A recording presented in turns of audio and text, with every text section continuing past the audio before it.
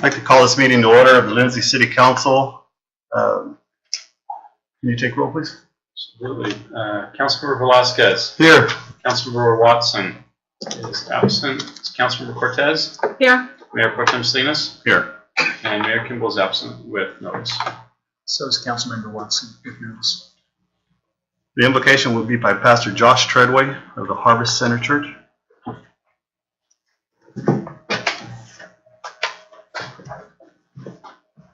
I want to say thank you for giving me the opportunity to pray the invocation over the City Council meeting tonight.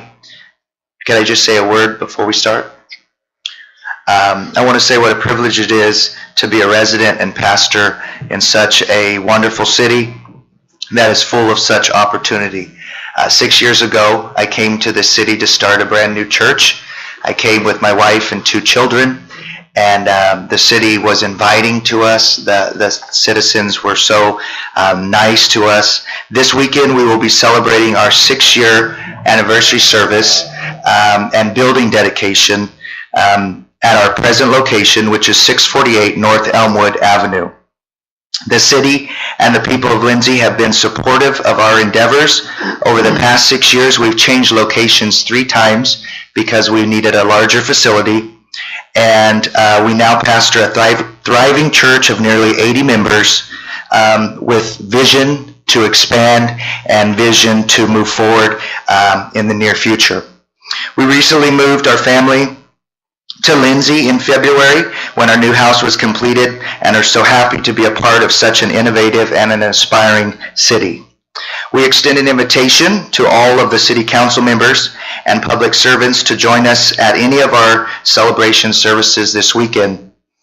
We will be meeting on Friday night at 7:30 p.m., Saturday at 6 p.m., and also Sunday morning at 11 a.m. and 6 p.m.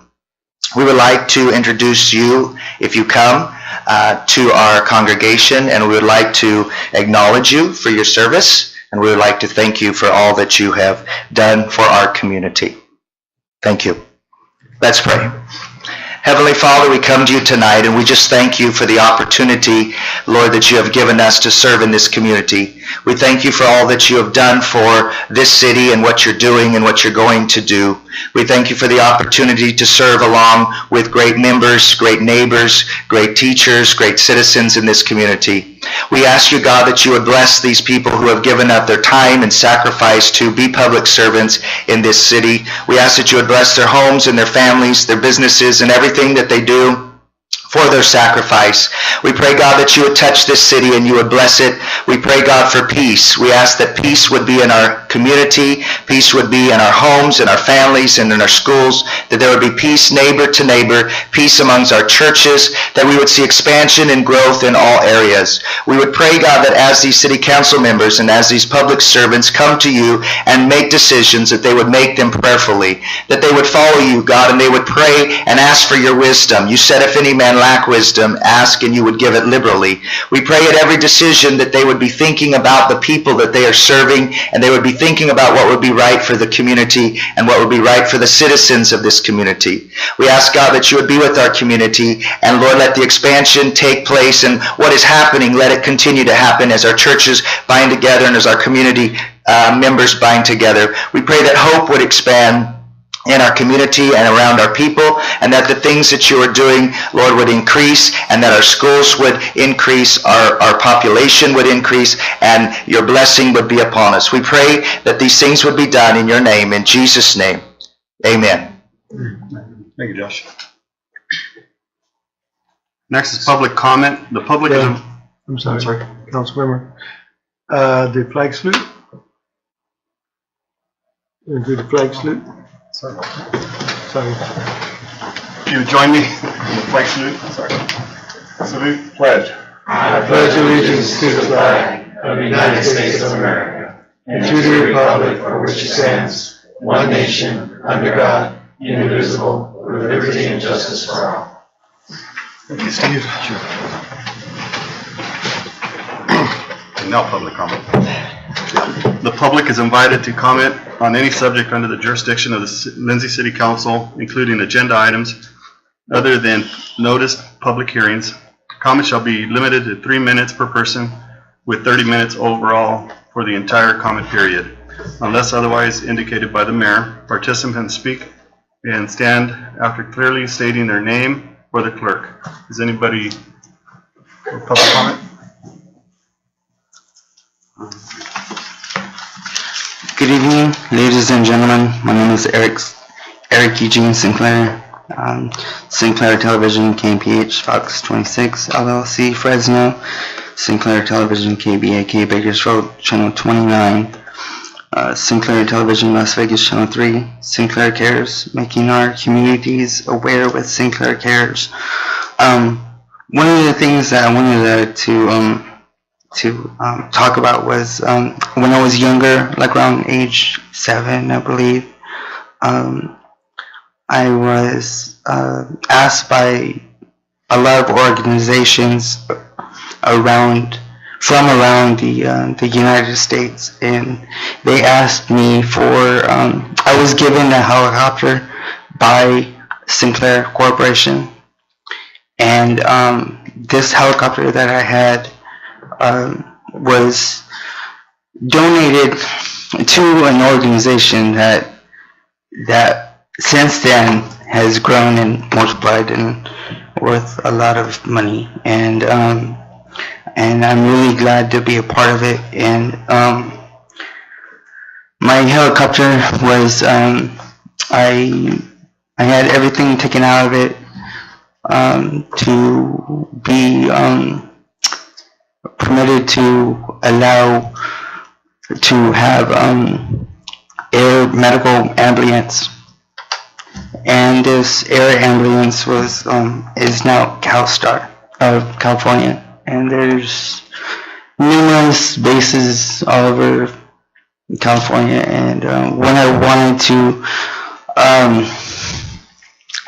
I was thinking, if every city had a helicopter pad, it would be very, very good and very, very well for each and every city. And but the thing is, the city wouldn't want to do anything like that because they couldn't get any revenue from that helicopter pad.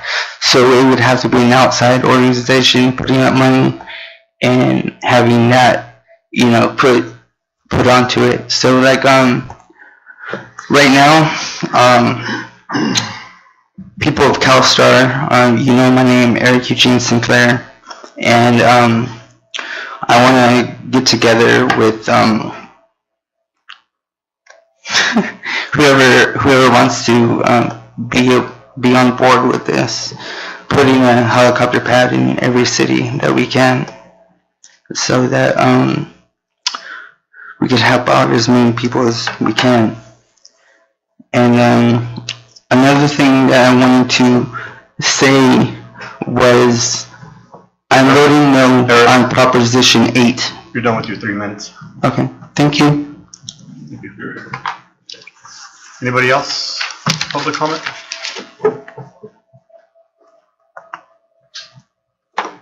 We're going to do executive session, but we're actually going to leave the room and conduct the executive session in Bill's office.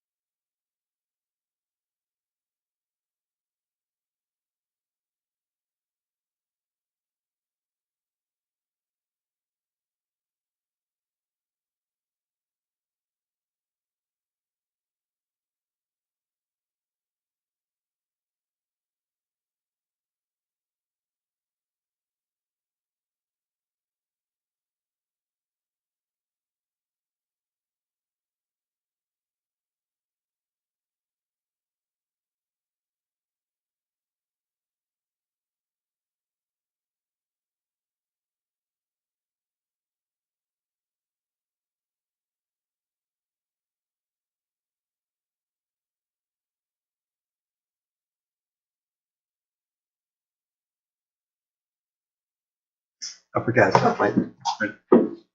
Nothing to report, right? Nothing to report out of closed session. We'll go into council reports. Councilman Velasquez. Nothing to report.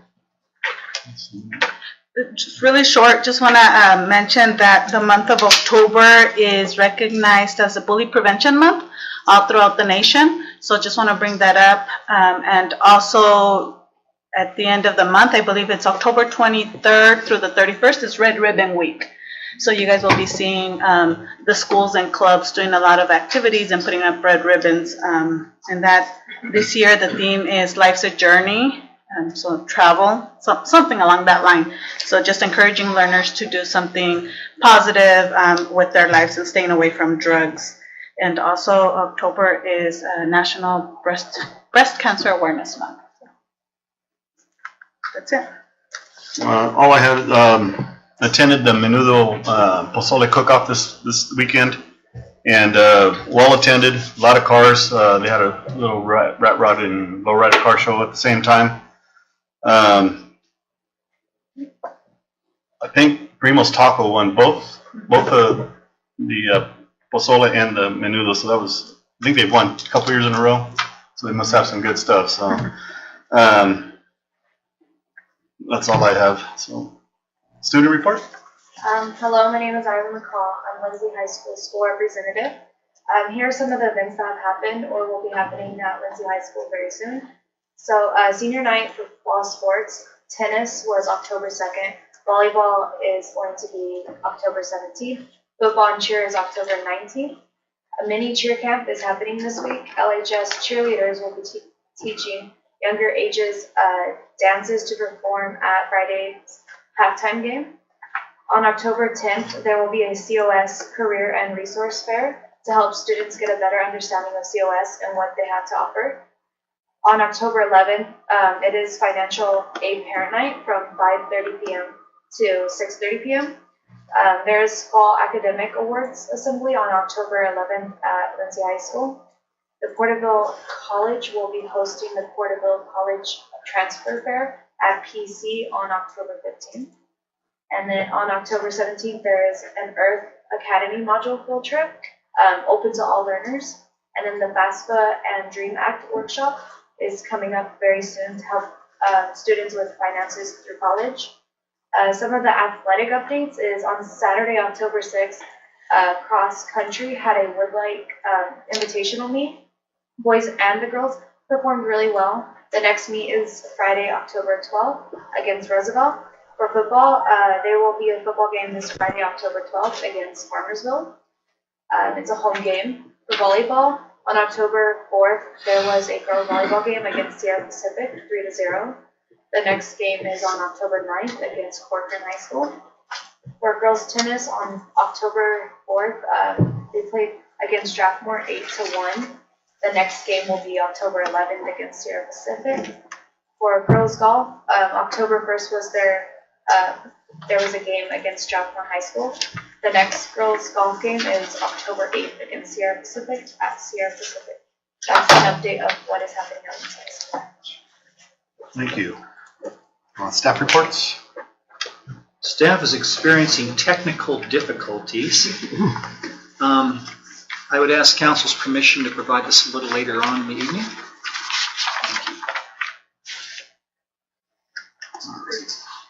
Okay, we'll move on to item number 6, consent calendar. These are routine items, agenda pack 1, approval, approve city council meeting minutes of September 25th, 2018, accept warrant list for October 2nd, 2018, treasurer's report for September 2018, resolution 1844, naming the Lindsay Sports Complex, resolution 1845, contract with American Business Machines for copiers, service, and maintenance. Is there a motion? Move for approval. I'll second. All in favor? Aye. Next is the study session on the streets by Mike Cameron. Thank you, Mayor Pro Tem. We're going to bring up a quick slideshow here. And you have a copy of the slideshow that was handed to you. There's some additional copies on the back as well. Thank you, Mario. So here, page 1, just identifying what we've done in the past. There's actually a couple of projects that were not included on that. We've done Hickory, and also completed an alley project, and we're actually at about 64 or 65%. So what cities typically do or would be providing pavement evaluation, or what's referred to as the Pavement Condition Index, PCI. And they're a quick paragraph developed by the U.S. Army Corps of Engineers during World War II. And standardized by ASTM, the PCI is an objective and rational basis for determining pavement condition and establishing maintenance priorities. We did a PCI analysis in 2011. The data is still good. Obviously, bad streets in 2011 got worse if there wasn't something done. And then, as the map identified, we've actually done quite a few streets based on the PCI. So, pavement treatment types, and it's important to realize what is also typically used in this area.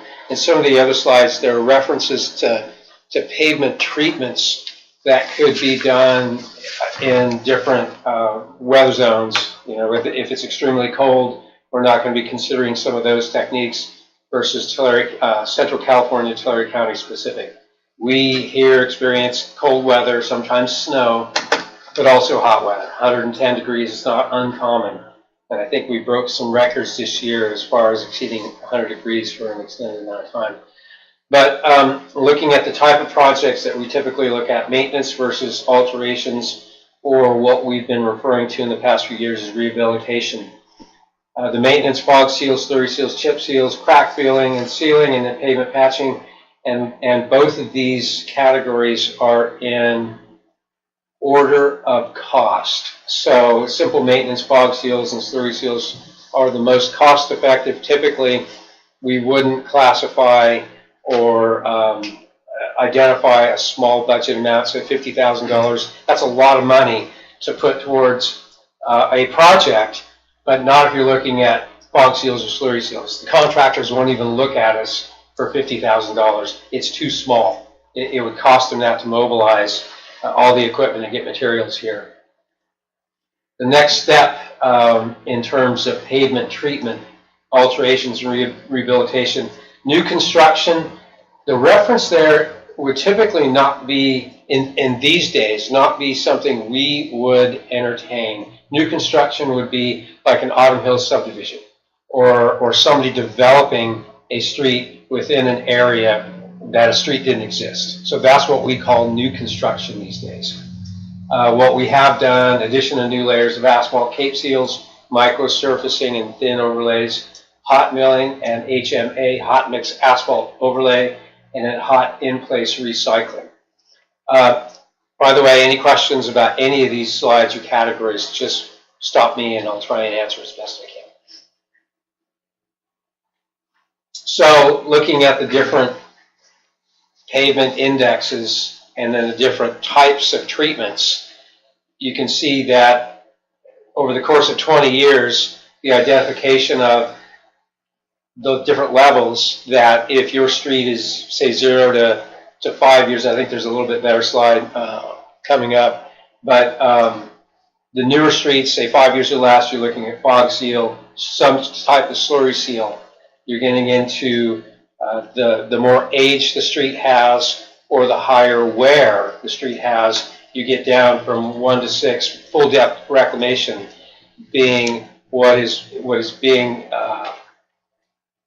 the most sought after projects these days, especially in Lindsay, where a lot of our downtown areas and a lot of our older developed streets we find do not have a substructure underneath. We have asphalt that was put right on top of dirt. And so full depth reclamation, or what I call milling, is where we've done for the past 5 years. We'll take an existing street. We know there's no base rock or granite as a substructure. We'll take the asphalt and mill it, mix it up with the existing asphalt, and create our own structure underneath it, and then pave on top of that. And a lot of our older streets, those are the processes that we've been pursuing. I tend to call that rehabilitation instead of reconstruction. Cost-wise, just as a point of example, maintenance, those are the slurry seals or simple seals. Preservation could be a cape seal or a micro seal. Reconstruct, again, we tend to move away from reconstruct and try and recycle existing material as far as asphalt's concerned. So instead of reconstruct, I would classify that in Lindsay's particular case as rehabilitation. And then on the bottom, you can see these little ticks identify a year process. So typically 5 to 10 years, we're as long as our streets are not changed as far as the type of use, then we tend to get 5 to 10 years out of a new subdivision street that we can go in and reseal later. Mike, on the reconstruction, so you're saying that we don't do reconstruction, we do rehabilitation. Rehabilitation. Yes. And so does that mean that the price is still the same at $3 to $5 for rehabilitation? Or is that $3 to $5 for reconstruction? Good question. All of these prices, whether it's maintenance, preservation, or reconstruction, are based on the cost of oil. And so the reconstruct price would be closer to the $5 per square foot, and the rehabilitation hopefully would be closer to the $3 per square foot cost. I'm probably not a big supporter of the word reconstruction these days. Two things. Number one, cost of oil is just unpredictable. And number two, we have to account for a project, a substantial street project that takes asphalt and doesn't reuse it. So the asphalt that's being moved out of the roundabout now, that's going to Mitch Brown's yard in South Porterville. He takes it, grinds it up, creates a base rock out of it. So then it's recycled and can be repurposed.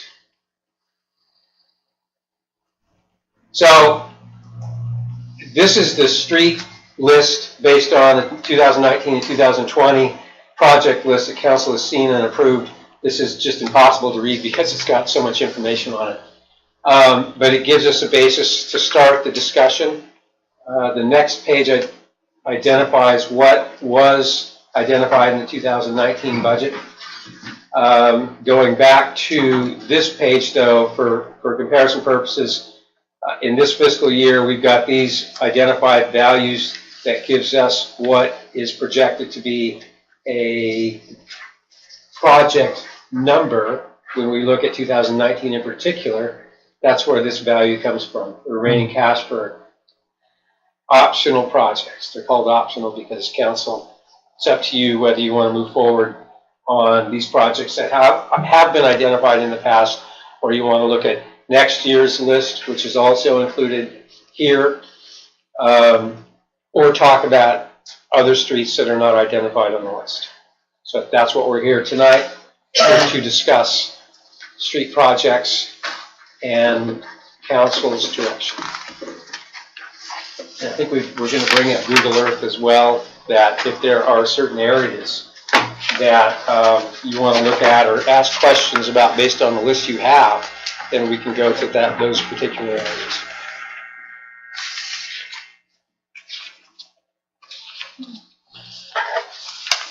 Are you ready for questions? Absolutely. All right, so I know that the big question I always get is, why are we doing alleys when we have roads that need work? And so, and that other slide you had, before the 2,000, the ones we were committed, you had 100,000 for alley reconstruction, or is it rehabilitation?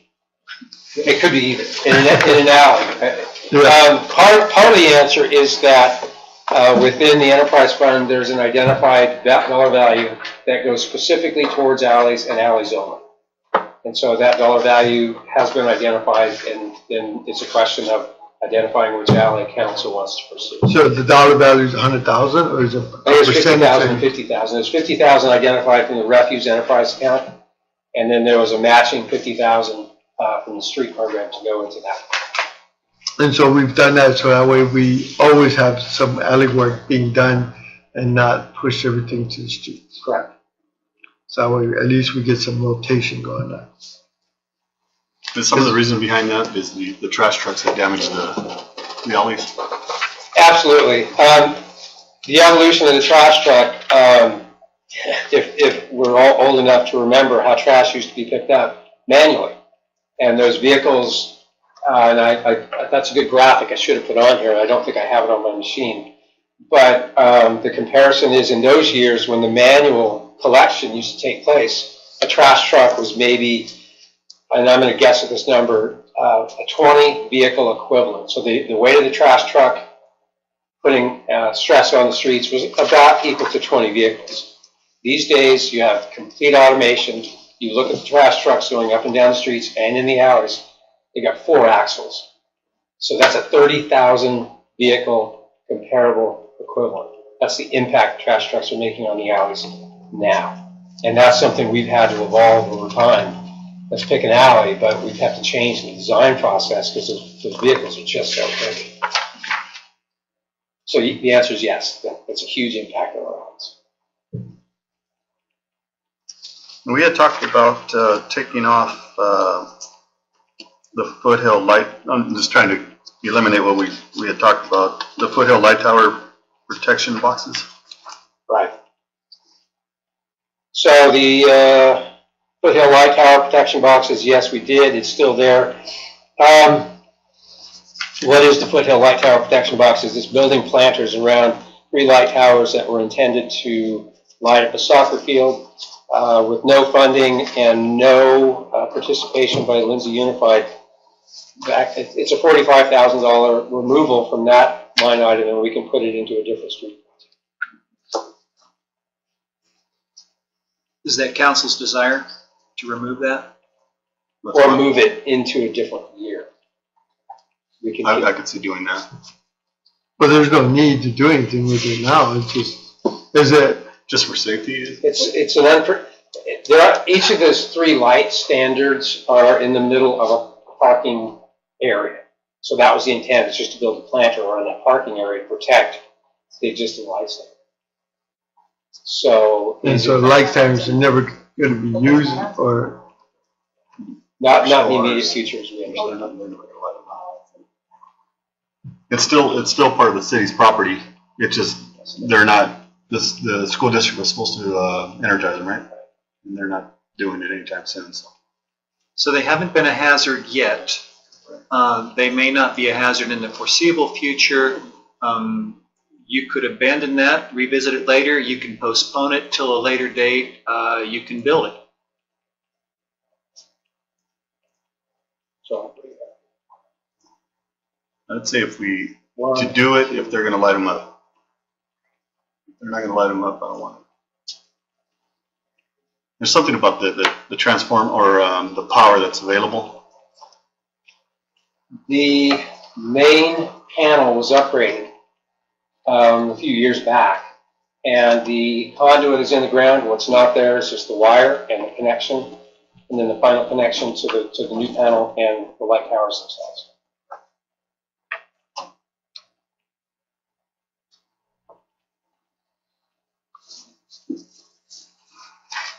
So is there some direction there, council? It's not a priority. It's not a priority. move it to a future year, is what I would say. I agree. Thank you. So removing that one leaves you, based on the list that you have there, drops 12 projects this year and 54,000 still remaining to allocate in the 18-19 year.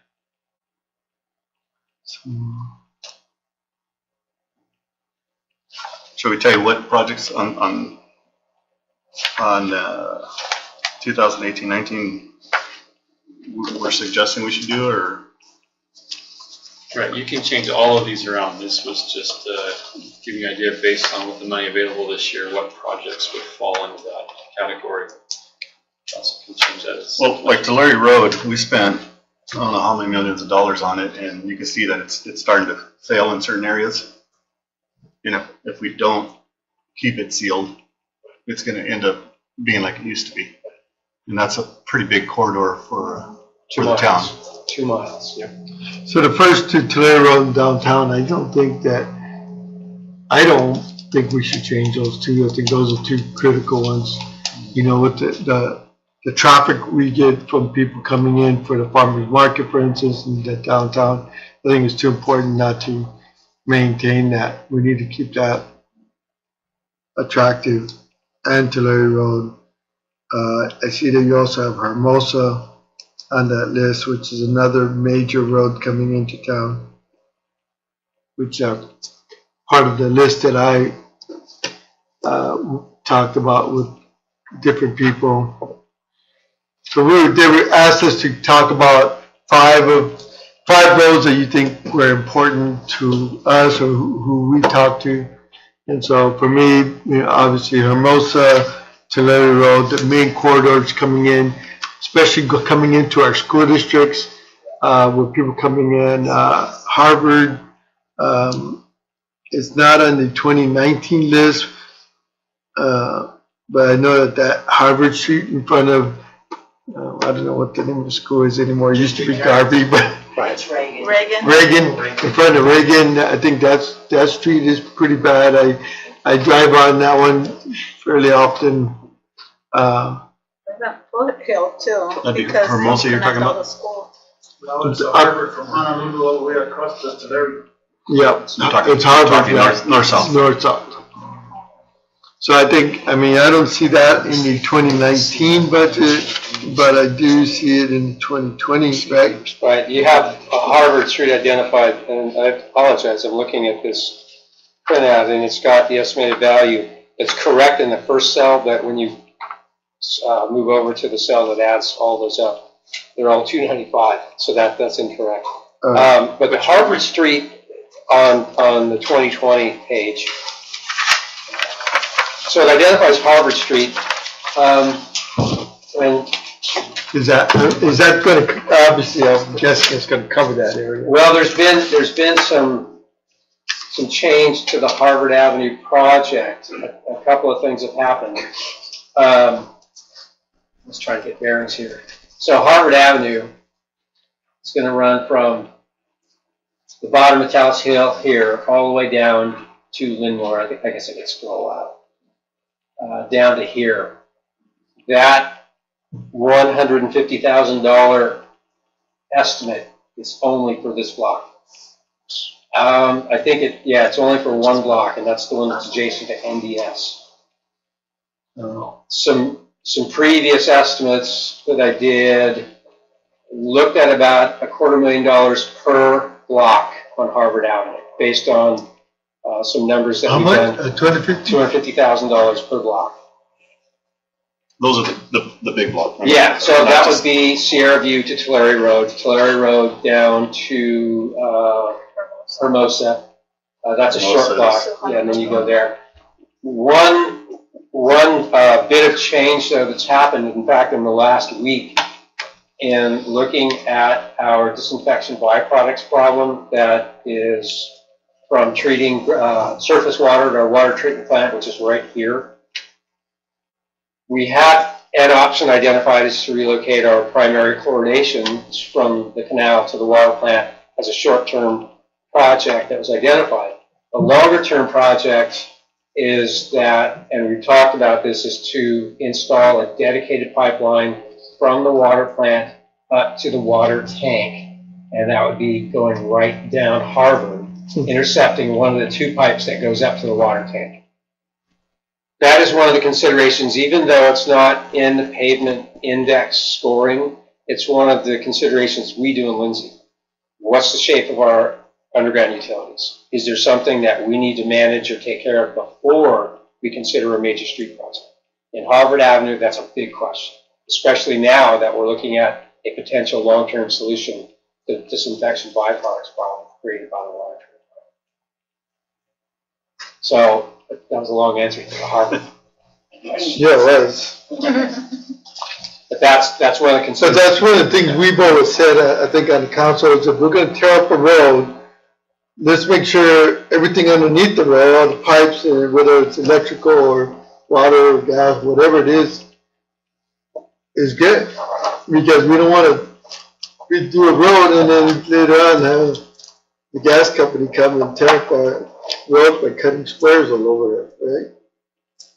Which, On Honolulu. which they seem to be doing.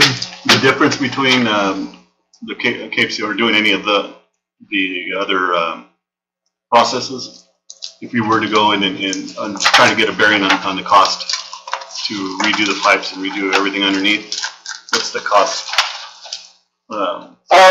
An option that I presented to one of our consultants is that if the pipeline from the water plant to the tank turns out to be the best solution for us long-term wise, and it's affordable, and we've identified a value in the Water Enterprise Fund in the capital improvement program to do a DBP mitigation. Maybe we can look at the Water Enterprise Fund taking care of the underground and the street program taking care of the surface improvements. I don't have solid numbers yet, though. This just started last. But that's, I mean, you mentioned, you said it was a long term, so what are we, I mean, are we talking 5 years down the road? We're not talking about 2020 for that project. And so, you know, you're talking, Not necessarily long-term to start, but a long-term fix for our DBP okay, problem. so what would be what would be the short-term start? The short-term start for the disinfection byproduct issue. I want to make sure we're talking about Right, that. we're talking about the Harvard and what we could do with it. Right. Boy, the short-term fix, if we were to relocate disinfection to the water plant and we'd get 5 years out of it, we would be on Harvard Avenue, hopefully year 6. He's saying not the fix. I think what I'm hearing So- you say is, when are we going to start this thing? Harvard Avenue. If everything fell into place and we were gonna redo Harvard, when would you start it? Would you be, if, let's say it's 6 years down the road, is there something that we could do in that section next to Reagan School that we could do a cheaper, you know, what did we say was it? Pavement patching or crack and filling and sealing Well, on that section just to clean it up? right. Because it's bad enough where if we did something at least to clean it up in the short term Yeah. and then make it presentable for, Two answers. Exactly. Two answers. Number one, that's always an option, is to do what we call a maintenance fix between Hermosa and Tulare Road. We could do a simple, call it simple. Can we do what we maintenance did fix. on Foothill?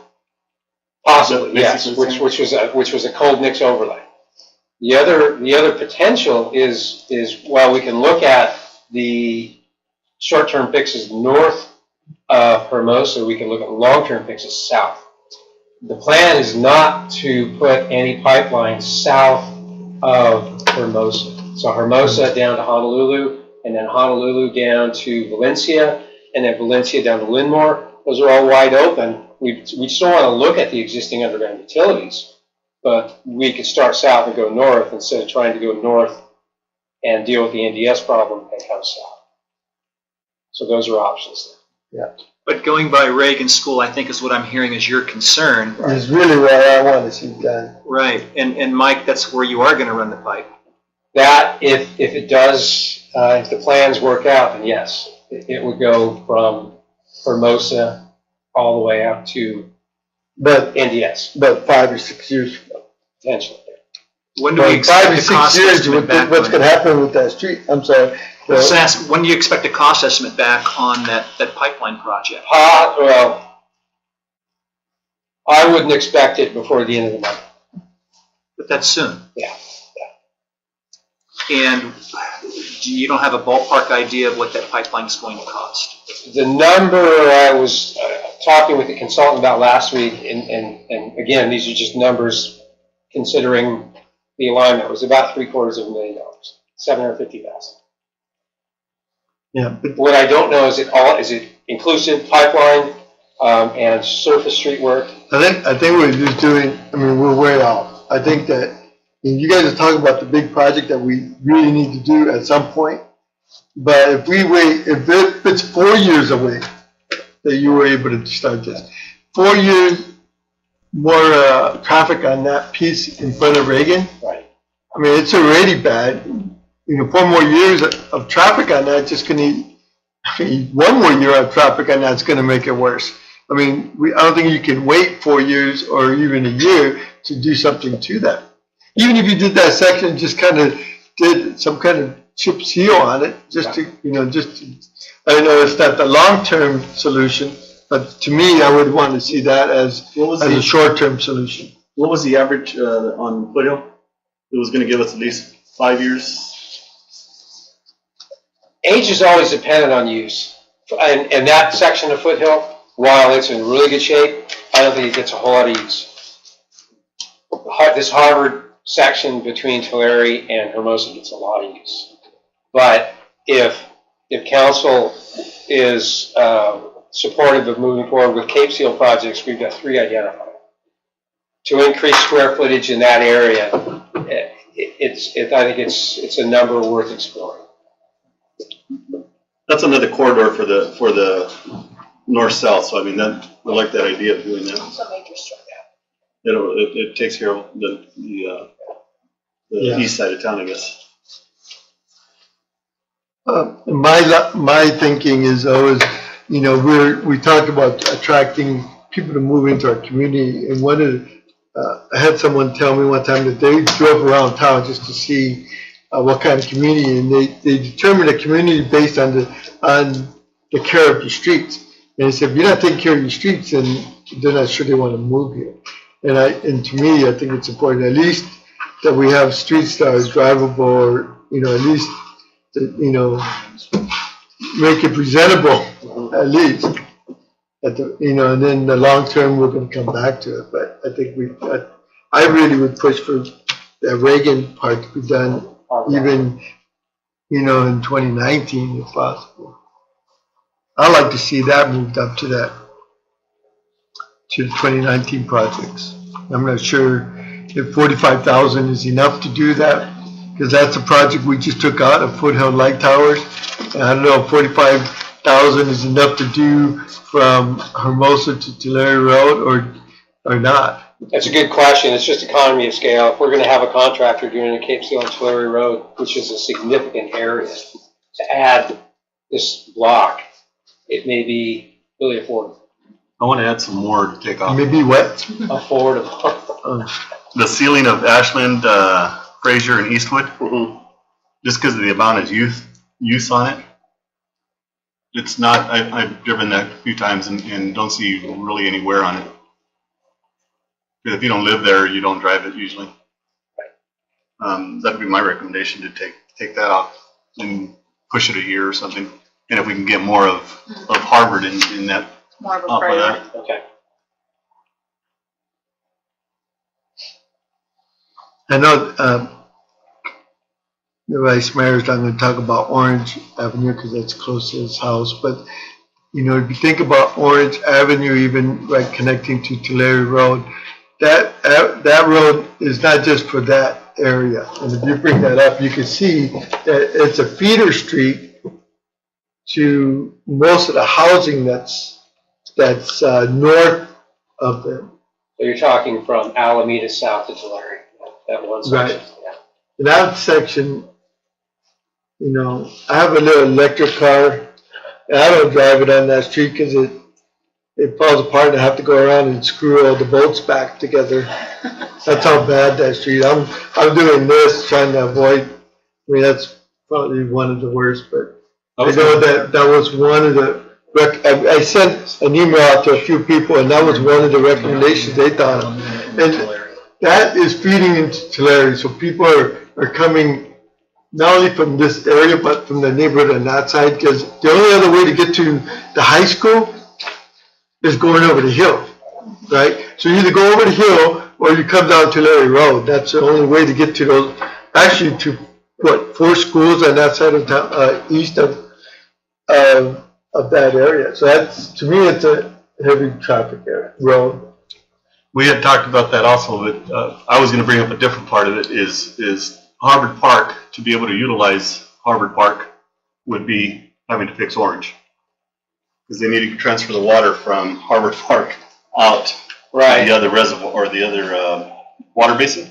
Yeah, we're talking about projects that while the short block of Orange Avenue between Alameda and Tulare Road, it's affordable, but there's a bigger, more complex project involved, and that's managing stormwater. So what we have and another long answer, I'm sorry. But what we have is Harvard Park that Lincoln School drains here, and then the subdivision that developed up here, Sierra Straits, drains into Harvard Park here. There's no control on that drainage. And so we have a plan that ties those two outlets together to this outlet, and then we can actually control where the water goes to. Part of the control is the lack of storm drain pipe from here to here. So when it rained, record rain 2017, this basin here was nearly dry. And so the plan, long-term plan, is to move water, to manage storm water, to get it out of here because of the development that went from 40 lots to over 100 lots. That's creating a lot of surface drainage. And then the expansion of Lincoln School that's creating more drainage. We want to put it up to here and then redo that short section of Orange.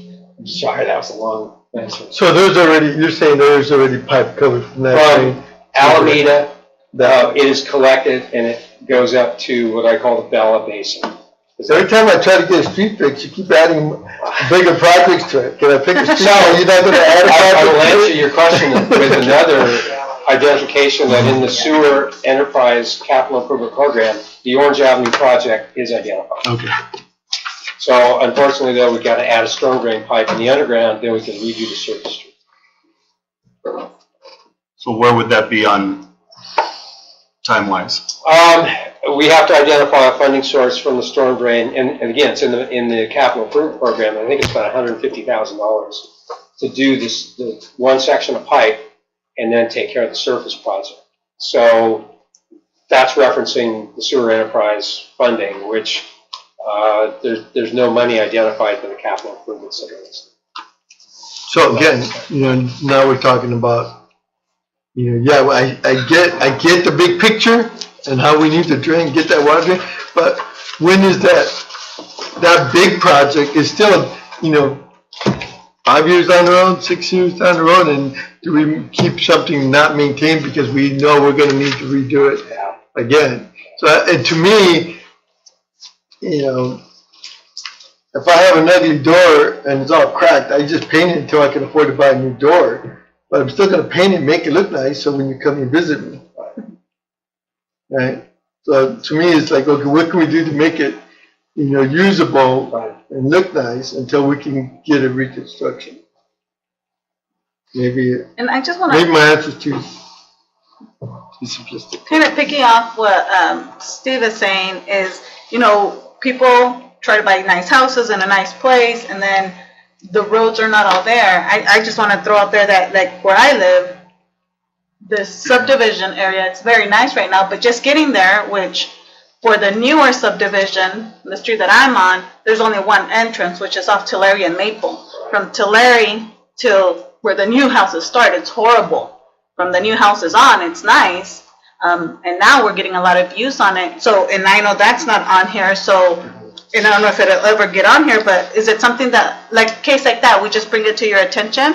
Yes. Okay. And that's, we see the condition of the streets as well. Okay.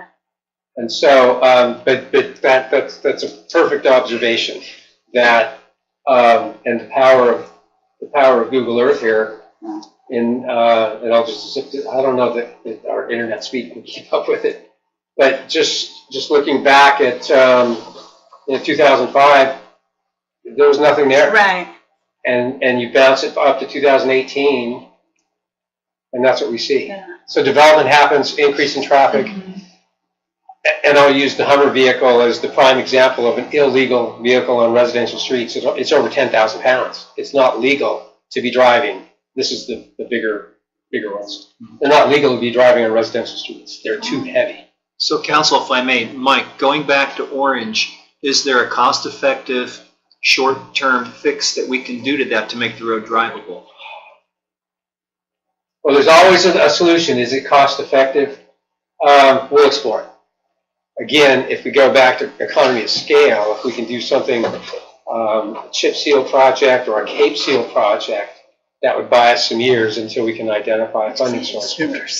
If we were to do a lot of what we did on Tulare Road by square footage, can you figure out off of all the roads that we're talking about, how many roads we can get done with that? And that'll buy us 5 years of a lot of roads, and then we could come back at each individual and redo the road to get it to where it needs to be. Yes. I mean, we can go by square footage and get a lot of road. Does that sound? I like your idea, Mayor Pro Tem, yes. Let's give the community streets that they can drive on. We're going to get healthier financially in future years. We're chasing funding sources for the long-range projects. Let's give them streets they can drive on. And I like what Laura said about that road going on that road. I mean, that road going to that subdivision, just because there's so many new houses over there. I mean, they are being sold pretty quick, but There's only like 3,000. it'd be a positive for that whole community.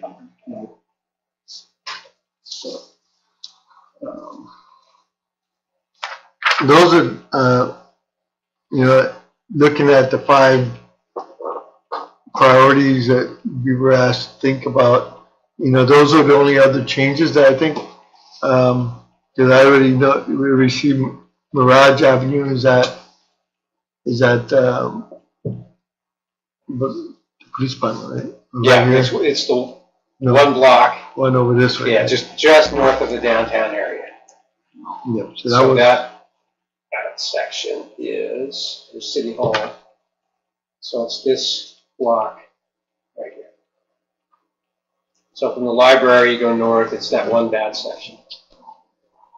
and then the other section I was thinking about, and I drove on it today just by chance because I wanted to go to the school district this morning or this afternoon in east of the school district office, On Hermosa, and that feeds into Washington School. right here. So that's identified as, just below the Mirage project as Rehabilitation Hermosa Street 1. Okay. And the other one that I want to bring up, because this is being recorded and my daughter emailed me, so I don't want her to get mad at me, is Sequoia from Tulare to Ono City Drive. And so I want to bring that up for the record. And I don't drive that road, so I don't know really the condition, but I like my daughter. So I'm going to bring it up. Is that anywhere, have you guys looked at that? Is that going to be something that when we start looking at the, Well, at this time, Sequoia Avenue is identified in fiscal year 2021. okay. And you gotta think about that it may seem like an odd street right now, but think about what our soccer complex is gonna bring to that street. And I always try to think of planning something that is gonna be totally successful. So if it's absolutely successful, what's gonna bring to us? What kind of traffic is gonna be? And that's where I look at the soccer complex, right? Plus, you guys are gonna be so successful, it's gonna bring so much traffic, and we need to be prepared for that. Do we prepare it now, in anticipation of that heavy usage, or do we wait till we get the heavy usage and then say, hey, we're gonna have to block everybody off, and you can't use the street during soccer season because we gotta fix it now? So I think it's better to fix it now versus, or at least consider putting that before it gets so successful that we can make more people mad because we're blocking them. That's fine. Mike, on Hermosa Street from the roundabout east, are we looking at filling all the cracks? And we did that a few years ago. And it bought us, I want to say 4 or 5 years now. But those they're not cracks anymore. They're actual. Right. Hermosa, from the roundabout, east or west? East. East. Okay. I want to say we did it like maybe 4 or 5 years ago, I think. Right. It was a patch, but it got us through. Anticipated rain is what it was, yeah. And that's, So if we go east from the roundabout downtown going this direction, that's the one that's identified as on the fiscal year 19 Hermosa Street 1. okay. And That's only going to take a few blocks. that's good because, we heard heard in the past about how the district is bringing in people from basically all over the world to look at our school system. And that's one of the main streets they're coming to, right? So we want to, again, paint that front door so it looks nice, even though it may, need to be fixed later. Sorry, so Samoa is on what year? Were you guys planning on fixing it? East Samoa? East Samoa, so that's gonna be Right back to Cambridge? right back here then. Oh, no, that's gonna be over this direction. We have Samoa coming. Right, right. I guess the question would be from Harvard, this direction to Cambridge itself. That's in relatively good shape. Here's where we get into some development problems. Exactly, right where Stanford and the corner of Stanford and Right here. Samoa. Yeah, so right there. That's where their trucks the garbage trucks used to do their 3.4 kg. Right, it's, And they damaged the whole corner, that there's like a big hole. right. So there's no improvement there is the bottom line. And we've had developers looking at this property and this property and asking us, what's the cost of development? What do I have to do here? And Widen the street? you have to widen the street. But nobody's, There's a lot of cars that pass right between Cambridge and Lafayette around 9 to about 2 o'clock in the morning. right. And they're fast. You hear those engines revving, and there's an 18-wheeler that keeps going through there. Right. That I think is damaging the roads as it is. To improve the rest of the street, we put that responsibility on the property development. And unfortunately, we haven't, other than a few years ago. And there were, I think there were tentative maps identified on some of that Yeah. property as well. Yeah, there was. But nobody's moved forward with that. I mean, you can always call and if there's potholes or something. Well, I've been complaining to the maintenance department for the past 5 years, and they keep telling me, come to the meetings, but there was never one like today for the roads to be, that we can talk about it. And now we spent some energy on trimming the trees at a fence line. And Yeah, there's a maple tree that's right now, it's half grown, right where the alley is.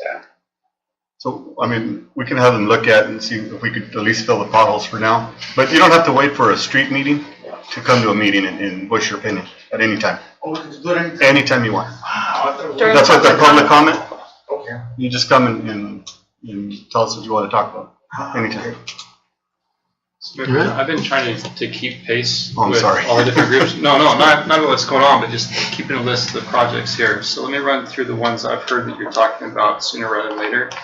And then I have that spreadsheet live where I can see what's left over as you assign different streets. So Cape Seal and Tulare Road, and then the downtown was the next one that I heard. Mm-hmm. And then the Cape Seal and Hermosa Street, the $275,000 would be for this year. Did I hear that right? Yes. And then the next one I had was down at the rehabilitation for Mirage Avenue and the rehabilitation for Hermosa Street 1. And then dropping down to Harvard Street and then dropping down to Sequoia Avenue. Just those 7 projects leaves you $480,000 for this year to choose from more on the list. Or to do as you were saying with figuring out how much Tulare Road was per square foot and then spreading over multiple ones. With those 7 I've heard so far leave you with almost $500,000 for more projects. And is there any way that MDS can kick in some money, being that there's trucks that are damaging their streets? I mean, being that they're making like 400 million a year. I want to confirm though also that the Ashland Fraser Eastwood seal has been moved to a different year. And then looking below that, you have Westmore and Samoa Street in the same type of project. They're all surface seal projects. So if we move one, it would make sense to move the other as far as projects go. And we did want to look at Orange as far as what we could do to that point. Right. So that was, we added one there. Is there a street on this list that's similar in size to Orange that I could at least use to plug in? 150,000. Say 150? Yeah. If you combine the Kern Street projects, there's 2 projects on fiscal 19. Oh, Those actually, gutters and ramps, there will be funding available through Measure R and our bike pedestrian funds to deal with the ramps, but not the cross gutters. So that would move those to the 1920, and so sticking with the 1819, if you add in 150,000 for Orange, your remainder now is 330,000 to apply to the 1819 year. And so as you look through that list, if there's others that would add up to that, we can mark this down for this year. I know Kern Street, the one that goes east and west. Yes. All of those, what would that be? Eastwood, Central, Van Ness. Van Ness. There's Kern, They're giants. I mean, they're really massive wide, streets. 68 feet wide.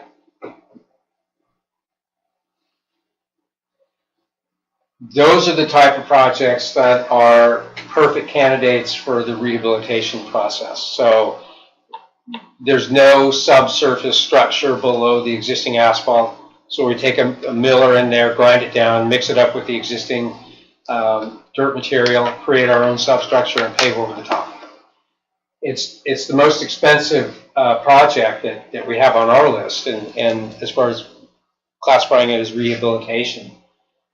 They're really wide. Yeah. Which street is that, Mike? So you have Eastwood, Central, Van Ness, Westwood. All three of these are in a degraded condition. I mean, this is looking at a 9 or 10 on our PCI. This is different than gutter and ramps. correct? Yes, the gutter and ramps identified on this year are here and here. We have some existing culverts that have just outlived their useful life. And And those so we have would to move move, water. those would move to the next year, and now we're talking about a new Kern Street that isn't on the list, right? Correct. The reason I brought those up, I mean, even if we just do the curb and gut, I mean, Ramps. the ramps and if we were able to get the water somewhere, Right. because those are just still hold water, right? Yep. And I think those might be the only ones left in town that are, or is there still more than that? The incidental flooding still occurs, but that's based on intensity and duration. I mean, there's things that we just can't, if it's going to rain hard for 20 minutes, the water is going to be slow to back up. This is where it stands. We know the water stands in these areas. so are you wanting to keep that project, the current cross gutters and ramps? I'd like to, I mean, we're pretty close on doing the whole city where there's no standing water for long. It's close. Yeah. So that leaves you at 160,000 if you pull those back into this year. It looks like projects that would match that would be well, not that one. The Center Street rehabilitation. That's the same area. 25. Is that the same area, Mike? Same. Center Street rehab, we did this short section of Oh, yeah. Center, but we're missing this piece here. So from Sweetbriar over to Elmwood, short section that needs some attention. Another candidate for milling. I don't want to do that one. I think we could figure out a different one than that. You got mine on your list? What's that? The ones I talked about? Are those on the one in front of So- Reagan? Yeah. I just want to make sure. Well, was that the orange, the Alameda? Take it off. And Harvard. Yeah. Harvard Mike gave you a valuation for it. But I got 150,000 for the orange, and then we already had 115 for the rehabilitation of Harvard Street. Is there another section of Harvard? Well, the one that we were focusing on was Hermosa to Tulare, the Reagan frontage. Okay, so what would be a value on that one? I will have to get back to you. And Is just, it- yeah, Is it that- less than 160? Because that would. That's kind of that's a wrap long up- street. Yeah, it's That's a long street. pretty, yes. But look at that section, and I want to say it's probably 1,300 feet. How much money you got left? Well, it's a quarter I mile guess it's section. 160. Right. And that might be where we get the square footage and be able to Right. tell. But I think we're all kind of would like to see that one done, so Yeah. if we have to move other ones around. Right, Steve? Yes. If you, it sounds like the gutter and ramps at Kern Street 1 and 2 were the lowest priority there, and that would give you another 170 on top of 160, so you're back over 300 that may be sufficient to do that one. Yeah. If you want to bump that a year and move this one up. Bump what? The current The current. cross gutters and ramps. Yeah. And do the Reagan one, and just put that at 330, and then just And we get through some of this, if we find, Micah's really good at finding savings along the way through economy of scale and a variety of things, mobilization, and we may find that we have some money left when this is done. We'll keep talking with you. And that makes a big difference in getting the trucks here and just being able to move from project to project instead of them going out and coming back in. Right. We could save 10,000 here, 5,000 here by doing that. So that would leave then the Cape Sill Tulare Road, Cape Sill Downtown, Cape Sill Hermosa Street, the Reagan Orange between Alameda and Tulare, both new ones that were on the list before, rehabilitation of Mirage Avenue, rehabilitation of Hermosa Street 1, rehabilitation of Harvard Street, rehabilitation of Sequoia Avenue. And assuming that Reagan will be at 330, that uses all of the funds available for this year.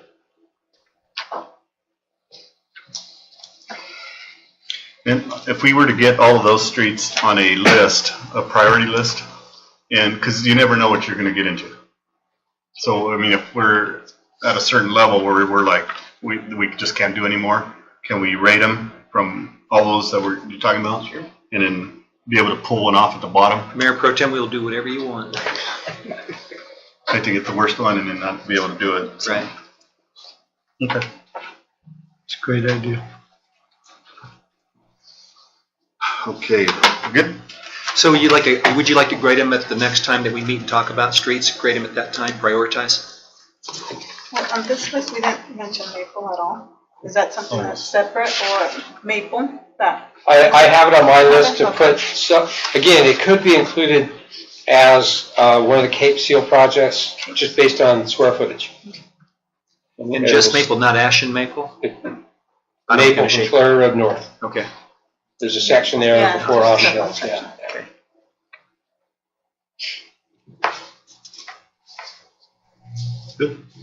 I have to say that something is, it'd be bad if I didn't, because we learned some life lessons in this discussion. One of them is age is based on use. I mean, isn't that a life lesson right there? Age is based on use. I like that. The other one is flooding depends on intensity and duration of rain. So I thought that was a good quote, Mike. I just said. Sorry. Lifelong learning. Yeah. Like that. Intensity and duration. Hold on. You done? No. Go ahead. And Mayor Pro Tem, at your convenience, I would like to do my staff report. I'm great. back up and running. You want to do for future items Your and then call. we'll, okay, future items, anybody? Anything? No? You're up. Thank you. Thank you for your patience. So I'll go through it quickly. Paul Cordova reached out over the weekend and is chasing a better price for our LED field lights. I've reached out to Merced so that they might be able to capitalize on that also. If enough savings is realized, we can get more lights. Embry Asset Group is going to move forward with the construction of the Dollar General project. I got a call from their representative today. So some settlement has been reached between those attorneys, and so hopefully we will see dirt being moved and construction starting soon out there. El Quinto Sol is having a dinner on October 18th between 6 and 10 p.m., $250 per table. I am planned to attend. Pam is going. If any of you others are interested, please let me know as soon as you can. Soccer complex. A question for you, council. It's been requested that we put 2 light towers in the soccer practice area since it's getting dark sooner. Do you have any issues with that? At the city park. At the city park, yeah, their practice area, adjacent to the aquatic center, because it's going to be a few weeks before our LEDs come in and can be installed. Yeah. You're okay with that? Great. Okay. Soccer complex, I'd like to get an ad hoc committee together of 2 council members to plan the grand opening. We would like to kind of direct that effort. Lisa will be our staff facilitator. Soccer league reps are on board with it and would be supportive of having some sort of celebration. Are any of you interested in serving in that way? Laura? Got one. I'm sorry. Yeah, I'm fine. I'll do it. Thank you. You said a golf course opening? Yeah, I'll jump on it. That's all right, gotta let it go. We're looking at right? what date for the grand opening, or? That's what Is there you're gonna decide. You'll drive that, and we'll work in conjunction with Faustino and some others. And as I say, Lisa will facilitate. Maria, do you have our slide? Our new fire truck. Da, da, da, da, da, da. Somewhere. Sorry. There it is. You can see it, we can't. Oh, yeah. There you go. She knows how to do that too. Our new fire truck is nearing completion. It's in front of Lambeau Field. Really? Can we crop that? Tell me that's not a gorgeous truck. Oh, you send me that picture? Can you send me that? So it's nearing completion, and we don't know exactly when it's going to come in. I'm working with the chief on that, but it should be headed to California either later this month or early in November. We're attempting to nail down the date in hopes of parading it through town, perhaps on October 20th during the health Oh, fair. that's pretty. I don't have a guarantee that it'll be here then, but that's what I'd like to target. Gary Milling would be happy to lead out a parade with one of his antique fire trucks, and perhaps being followed by progressively newer trucks, culminating in the Pierce being at the end. The hope would be that we would have council on that truck to celebrate. So I don't know if you want to pursue with that, or me to update you, or if you want to form an ad hoc, if you have a different idea of what you would like to do. That'd be great. Okay, so we'll keep moving with that, and I'll keep you apprised of developments, and we'll target the 20th, and that's when the health fair is going to happen out at the park. I expect to have hundreds of people out there, so that'd be a great time to come into town and kind of loop around that and run the sirens and so forth, and let people check it out. But if we have to choose some other date, then I'll reconnect with you about how to go about doing that. If we do need another day, Bill, can we put this together with the soccer fields? You bet. Maybe- We'll do anything you want. Yeah. Just to make that even bigger. Okay, that'll be Plan B, soccer field dedication. And the timing's about the same, so that's good. Great. Another note, I will be gone this Friday. Water treatment plant, things are running well out there. Our DVP and 123 TCP notices have been mailed to water users. You can see the construction moving forward at the roundabout. Lindsay Unified is doing some Wi-Fi antenna repair out at the city park on those tall poles by those golf course netting poles. So if you see a big lift out there, it'll be the school district. Importantly, we have our fall cleanup event coming on October 18th, 19th, and 20th. So it'll be the same as last year. People can take their things to the lot across in the city yard. It'll be $10 per load. And I've got a listing of repairs that have been done recently that I will email to you. Lisa's been doing wonderful things out at the Wellness Center, getting sprinklers fixed and tested. She's got the parking lot resurfacing scheduled for the weekend, October 27th and 28th, which means the facility's got to be closed during that time frame. She's added a conference table to the sunroom. She's got Angelica Cisneros up there. She's going to be up there. She's moving other office furniture out to the clubhouse to accommodate recreation out there, especially since the soccer fields are coming along. And many, many other things that are happening. And as I say, I'll give you an update. Thank you for your patience. Any questions? Nope. Thank you. We have a motion to adjourn the meeting. So, Second. All in favor? Aye.